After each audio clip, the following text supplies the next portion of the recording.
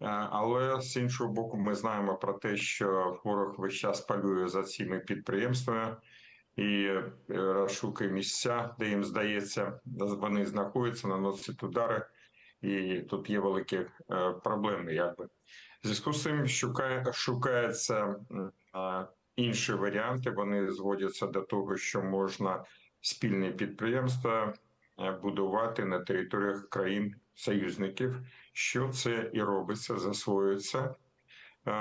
Мабуть, про це йшлося в тому числі під час роботи нашого президента в Німеччині, ну і в роботі з іншими країнами.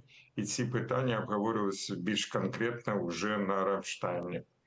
Якщо вам було цікаво та ви хочете отримати більше експертної інформації, переходьте на мій YouTube канал Генерал Ігор Романенко. Дякую за увагу!